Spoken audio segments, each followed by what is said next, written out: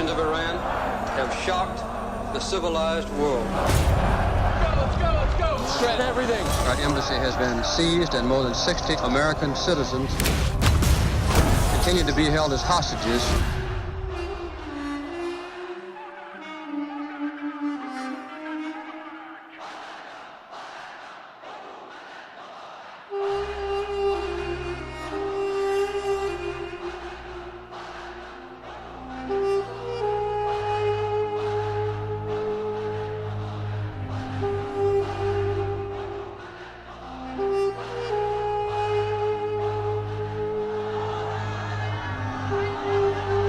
When we take a look at the thing that happened in Iran, you have an embassy, you have a certain number of guards, but if you have 1,000 people demonstrating against the embassy, then it is very important that you have a good cooperation with the authorities, so you depend on their willingness to help you. We might have a team of guards, but that's not much to prevent an attack from 1,000 people. My name is Kent Håkonsen. I'm Chief Instructor at Ceros Academy. We founded Ceros in 2008, consisting of Ceros Group, the operative part of the company, and Ceros Academy, the training part of the company. Ceros Academy is the largest security training facility in Europe. We have embassy security training courses. We have courses customized to embassies and the staff, and then we have embassy security courses for private individuals who like to work with embassy security. We have 3,000 square feet indoor training area. We have a close combat area. We have a lot of vehicles and our own driving area.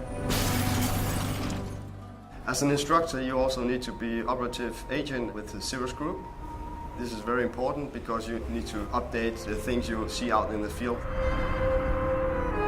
We train a lot of different scenarios, so when the students are in a situation and they need to draw their weapon, they know they are as good as they are, so they can wait a few more seconds before they draw the weapon.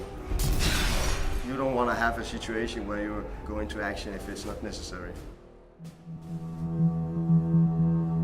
Ceros Group has been involved with a lot of different embassies. We have seen embassies with no security and embassies with a very high level of security.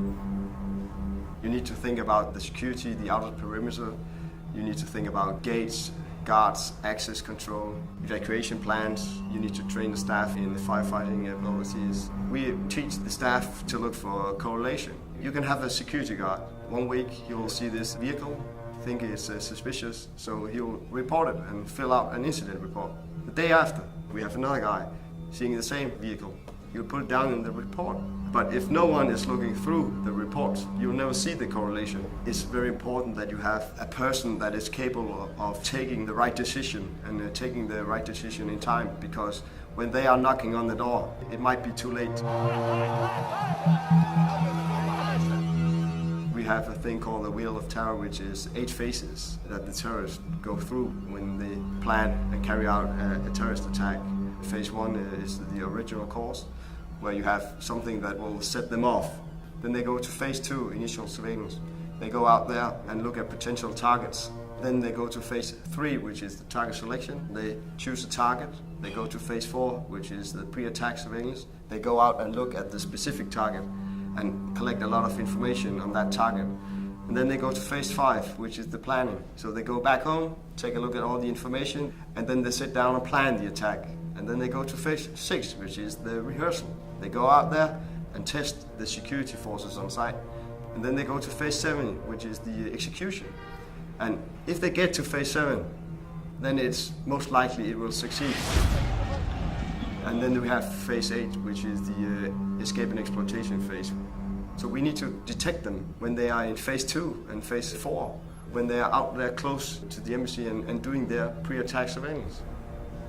We have the physical security, but we use a lot of time on trying to prevent things from happening. That is one of the things that has changed since Iran. If you go back in time, you had special forces going around the principal, just waiting for things to happen, and if anything happened, they knew how to deal with it.